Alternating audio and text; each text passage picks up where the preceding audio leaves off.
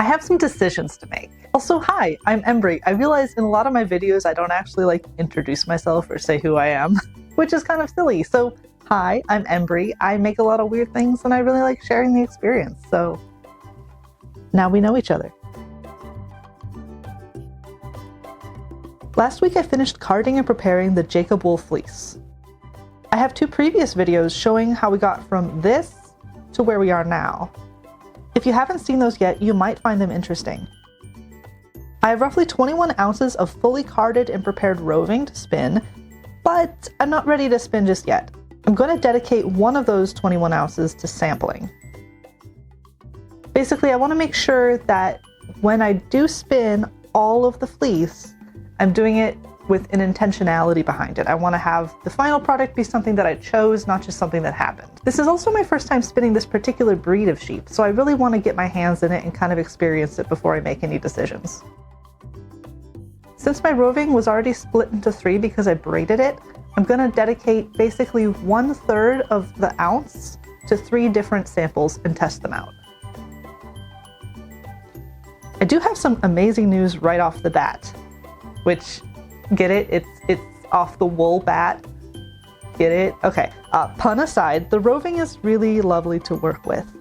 I was worried that the noils I wasn't able to get out of the fiber source would be an issue, but they're actually not a big deal.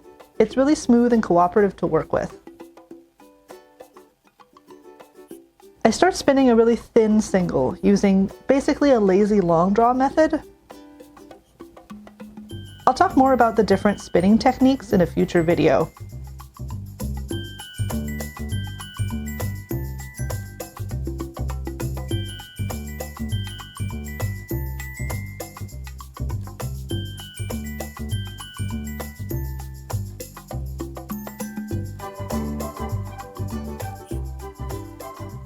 I split the section for this sample into 2 because I'll need 2 different lengths of singles to ply into a 2-ply yarn. My spinning wheel is a lovely one and I really like it, but it has a limitation that I'm currently managing around, which is that it only has 1 bobbin. I do have a solution coming down the pipe for that, but for now, what I do is a little bit more DIY.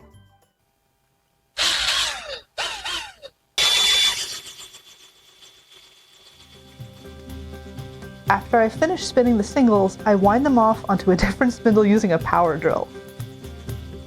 I repeat that again for the second length of singles, and once I have both singles on their own little spindles, I ply them together, making a 2-ply yarn.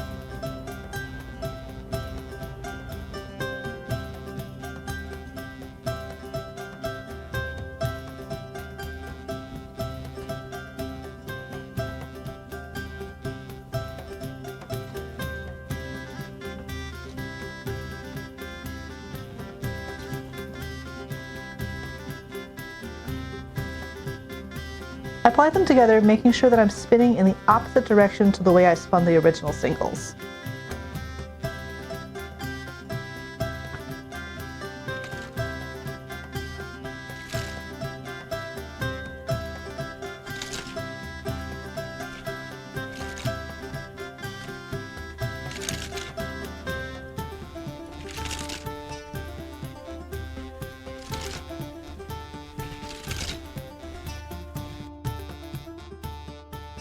The result is a really nice yarn and I like it.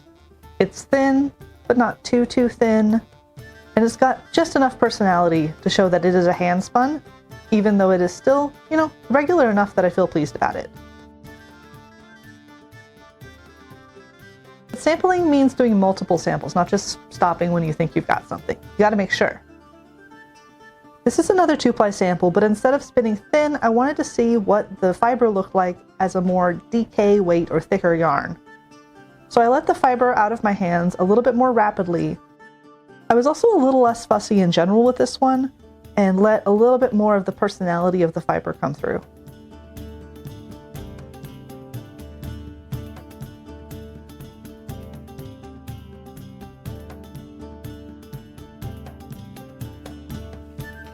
Just like before, I take the 2 separate rounds of singles and ply them into a 2-ply.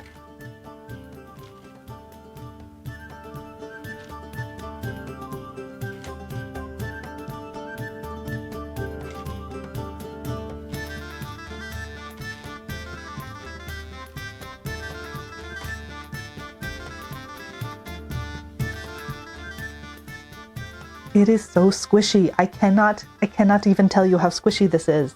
It has a really lovely shine, and gosh, I just want to keep squishing it. The technical term for this in yarn world is basically lofty. It has a lot of air in it, and gosh, it sure is. It sure is squish. With the final third of the braid, I wanted to do something other than two-ply, and I really wanted to push the wool fiber and see how thin I could go.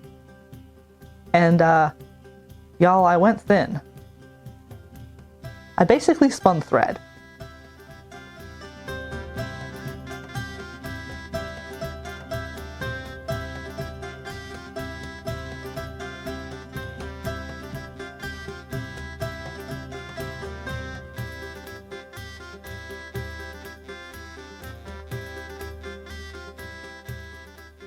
The technique I'm using for this one is called chain plying. Again, I'll get into the details in another video about the specifics of spinning, but the long and short of it is that you only need one bobbin of singles to ply from. So I spin all of the singles up in one go. Then I create chain loops, almost like hand crocheting, and ply them in the opposite direction of the single.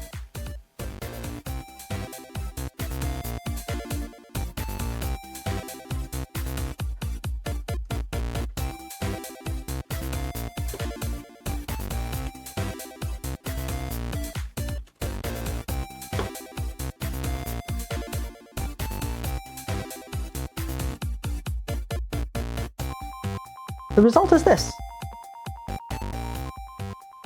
It's still very, very thin, but it is a 3-strand instead of a 2-strand.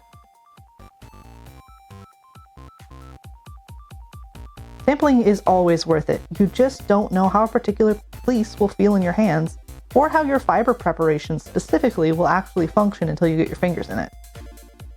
I'm really happy with the wool. Like, even more happy than I thought I would be, and I was pretty pleased already. It's really lovely to work with, and it isn't fighting me at all. There are some nice qualities to the wool itself, too, that really have nothing to do with me. It's got a nice shine to it that I wasn't expecting.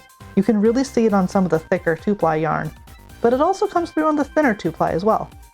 Alright, so we've got our 3 samples, but only one of them can become champion. Because I want all of my fiber, I want all of my fleece to be one uniform result, because I'm going to be using it in a weaving, and I want it to have a nice consistency. So I must choose of my 3 little babies, which is the one. So, as nice and squishy and lofty as it is, the thicker two-ply is right out. It simply is not the right yarn for the project that I'm going to be doing. So that leaves us torn between the 2 of the thinner yarns. In my left hand, I have the 3-ply. In my right hand, I have the 2-ply.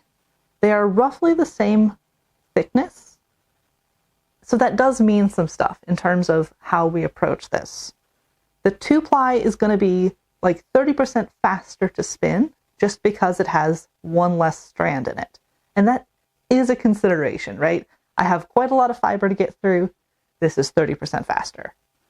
But the 3-ply has this like roundness to its actual like body. Like if you did a cross section of it, it's actually much more round. Because when you think about it, a 2-ply is 2 fibers like this. And it sort of is either up and down or crossways or horizontal. Those fibers are always going to be kind of creating like a line.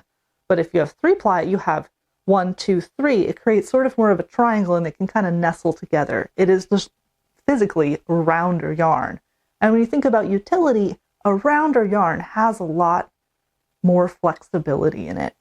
It also means because there's an extra ply in there, an extra strand, if there's any inconsistencies in the spinning that I'm doing, those kind of mellow out more because there's just more give, more leeway as it's plied that kind of hides any issues. Although I have to say, the fiber is so nice, I'm not having a lot of issues. It really is coming out quite smoothly. So there's not a right or wrong answer, but there is an answer. There has to be a decision made. I think I know what I'm going to choose, but I'm not going to tell you. It's going to be a surprise. What I really want is for you to guess. I want you to tell me what you would do or what you think I'm going to do, Give me your thoughts. Tell me in a comment what you would do in my situation. And I will see you next time, and you will find out the truth. But until then, go out there, be queer, make stuff, have a great time, live your life. Okay, bye.